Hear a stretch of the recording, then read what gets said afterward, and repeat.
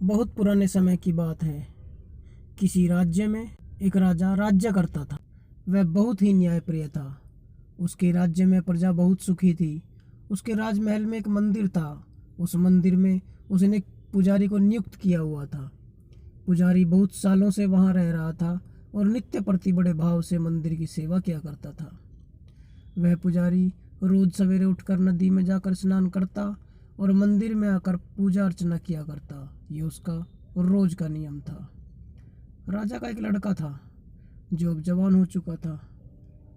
राजा ने उसकी शादी करने का विचार किया तो पड़ोस के राजा की कन्या से उसका विवाह कर दिया। विवाह बड़ी ही धूमधाम से हुआ। कुदरत के खेल भी निराले हैं। कुदरत किसी के साथ कब क्या खेल खेलती है कोई नहीं जानता। शादी की पहली रात किसी को नहीं पता क्या होने वाला है।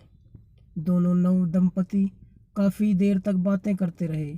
रात ज़्यादा होने पर लड़के को नींद आ गई तो वह सो गया, लेकिन लड़की को नींद नहीं आ रही थी। लड़की के अंदर कुछ बेचैनी सी थी। वह इधर उधर देखने लगी तो उसे एक बड़ी ही सुंदर तलवार दिखाई दी जो राजा के लड़के के पास सिरहाने पर रखी हुई थी।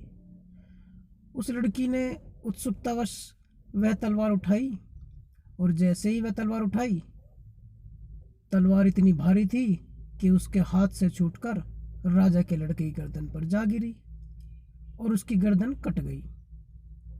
वह तुरंत ही तड़प कर मर गया। लड़की घबरा गई। उसने सोचा यह क्या अनर्थ हो गया। शादी की पहली रात और मेरे ही हाथों मेरे ही पति की हत्या हो गई। यह तो बड़ा अनर्थ हुआ। अब क्या होगा? अगर किसी को पता लगेगा तो मेरी भी बदनामी होगी और मेरे माता पिता की भी बदनामी होगी। वो सोचने लगी क्या करूं। भोर का समय था। तभी खिड़की से उसने देखा पुजारी मंदिर की तरफ जा रहे थे। उसने सोचा यह अच्छा रहेगा, मैं अभी शोर मचाती हूँ और इस व्यक्ति का नाम लगा देती हूँ। तो उसने तुरंत शोर मचाना शुरू किया। जैसे ही उसने शोर मचाया, सैनिक दौड़ते हुए आए और देखा कि राजा का लड़का मरा पड़ा है। उन्होंने तुरंत राजा को सूचित किया। राजा रानी दोनों आ गए। दोनों राजकुमार की लाश को देखकर हतप्रभ रह गए। राजा ने लड़की से पूछा यह क्या हुआ, कैसे हुआ? लड़की ने जवाब दिया मुझे कुछ भी मालूम नहीं, मैं तो सो रही थी। मुझे कुछ आहट सुनाई दी। मैं उठी तो देखा यहाँ पर इनकी गर्दन कटी पड़ी है और एक व्यक्ति बाहर इधर को गया है। राजा ने तुरंत सैनिकों को उस तरफ दौड़ाया और कहा जो भी कोई मिले तुरंत उसे पकड़ कर लेकर आओ। सैनिक गए और पुजारी को पकड़ कर ले आए। सैनिकों ने कहा हमें उधर केवल पुजारी जी ही मिले, वहाँ पर और कोई नहीं था। राजा ने पुजारी से पूछा तुमने हत्या क्यों की? पुजारी हतप्रभ सा खड़ा देख रहा था। उसने हाथ जोड़ते हुए कहा महाराज, मैं तो अभी स्नान करके मंदिर की तरफ जा रहा था। मुझे तो पता ही नहीं क्या बात हुई। मुझे तो यहीं पर आकर पता चला, लेकिन मैंने यह हत्या नहीं की। मैं भगवान की सौगंध खाकर कहता हूँ। लेकिन वह तो राजा था और न्याय केवल सबूत मांगता है। वह लड़की बार बार उसका नाम ले रही थी और कह रही थी हाँ यही था, यही वह व्यक्ति था। राजा को मालूम था कि पुजारी हत्यारा नहीं हो सकता। वह इतने सालों से हमारे मंदिर की सेवा कर रहा है। राजा उसके स्वभाव से भी परिचित था, परंतु सबूत उसके खिलाफ था।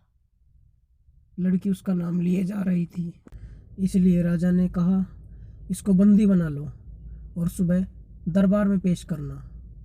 जब दरबार लगा तो राजा ने उसे सज़ा सुनाई। राजा ने कहा क्योंकि तुम काफ़ी सालों से हमारे यहाँ भगवान के मंदिर की सेवा कर रहे, तुम जाति से ब्राह्मण हो, नियम के मुताबिक तो तुम्हें प्राणदंड देना चाहिए, लेकिन तुम एक ब्राह्मण हो इसलिए तुम्हारा एक हाथ काटने का हम आदेश देते हैं और तुम्हें आदेश देते हैं कि इस देश से निकल जाओ और कभी इस देश में दिखाई दिए तो तुम्हें प्राणदंड दिया जाएगा। राजा के सैनिकों को उसका एक हाथ काटने और देश से बाहर छोड़कर आने का आदेश दिया गया। अब वह ब्राह्मण सोचने लगे, मैंने कभी ऐसा पाप कर्म नहीं किया जिसके कारण मेरा यह हाथ कटा हो, परंतु कुछ न कुछ तो कारण रहा होगा, क्योंकि कुदरत कभी किसी के साथ अन्याय नहीं करती। इसीलिए मैं पता लगा कर रहूँगा कि किस कारण से मेरा यह हाथ कटा है। तो वह एक ऐसे व्यक्ति की तलाश में घूमने लगे जो उन्हें इसका राज बता सके। ब्राह्मण गांव गांव जाते, भिक्षा मांगते और अपना जीवन यापन करते, लोगों से पूछते रहते। एक दिन किसी ने बताया कि काशी नगरी में एक विद्वान ब्राह्मण रहते हैं, वह आपके सारे सवालों के जवाब दे सकते हैं, आप वहाँ पर जाइए। तब ब्राह्मण काशी नगरी की यात्रा पर निकल पड़े। कुछ दिनों बाद काशी नगरी में उन विद्वान ब्राह्मण के घर का पता लगाकर उनके घर पहुँचे। उन्होंने उन विद्वान ब्राह्मण के घर का दरवाज़ा खटखटाया। जैसे ही दरवाज़ा खुला, एक स्त्री बाहर निकली और जोर से तमक कर उनसे बोली, क्या है, किससे मिलना है? ब्राह्मण ने हाथ जोड़कर विनयपूर्वक उनसे उन विद्वान ब्राह्मण के बारे में पूछा। तब उस स्त्री ने कहा, वह यहाँ नहीं है, जब आएंगे तब आ जाना, जाओ यहाँ से। और उसने तुरंत दरवाज़ा बंद कर लिया। वह ब्राह्मण देखते रह गए कि इतने विद्वान ब्राह्मण और उनकी पत्नी इतनी कर्कशा। अब पहले मैं उनसे यही राज पूछूंगा, अपनी बात मैं बाद में पूछूंगा। तो वह घर के बाहर ही बैठ गए। कुछ देर बाद वह ब्राह्मण आए। तब हाथ कटे हुए ब्राह्मण ने उन्हें प्रणाम किया। उन विद्वान ब्राह्मण ने उनसे पूछा, कहिए क्या काम है, किससे मिलना है? उन्होंने कहा, हे ब्राह्मण देव, मैं बहुत दूर से आपसे ही मिलने आया हूँ। तो विद्वान ब्राह्मण उन्हें अपने साथ घर के अंदर ले गए और पूछा, कहिए मैं किस प्रकार आपकी सहायता कर सकता हूँ? उन हाथ कटे हुए ब्राह्मण ने कहा, महात्मन, मैं आपसे अपने बारे में बाद में पूछूंगा, परंतु मैं पहले आपके बारे में जानना चाहता हूँ।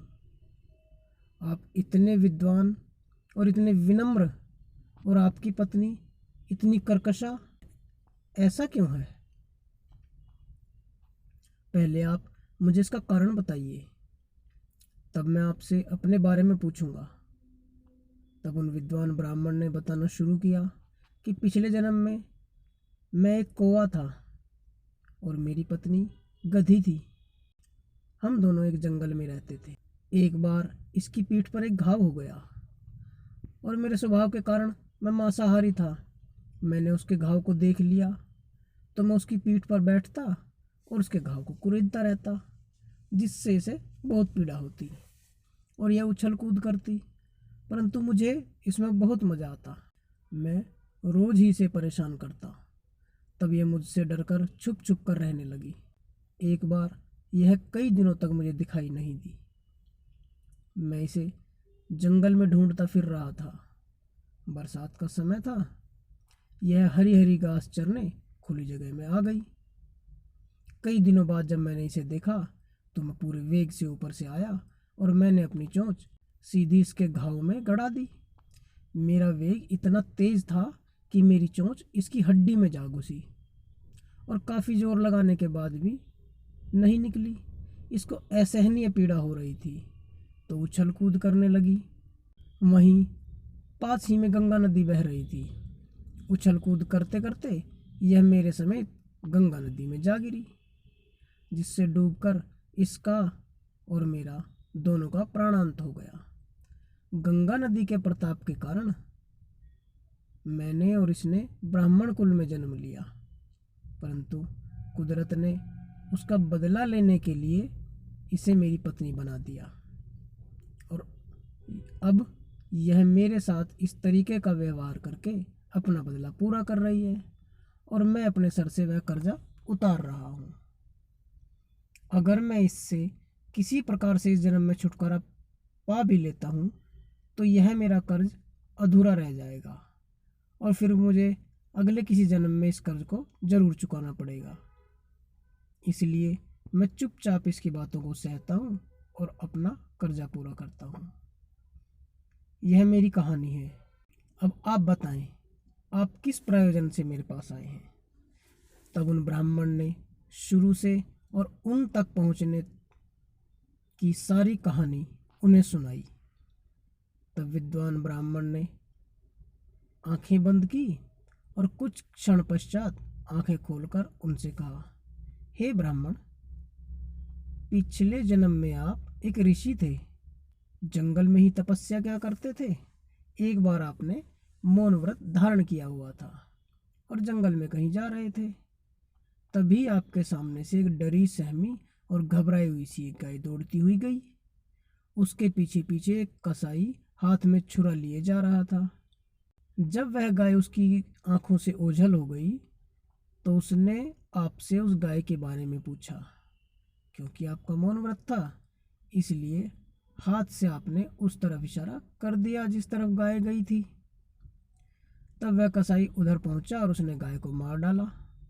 वह कसाई वहीं पर उसकी खाल उतार रहा था। तभी पीछे से शेर ने उस पर हमला कर दिया। वह शेर उस कसाई को भी खा गया और उस गाय को भी खा गया और दोनों की हड्डियां वहीं जंगल में पड़ी रह गई। कुछ समय पश्चात घोर वर्षा हुई। जंगल में बाढ़ की स्थिति पैदा हो गई।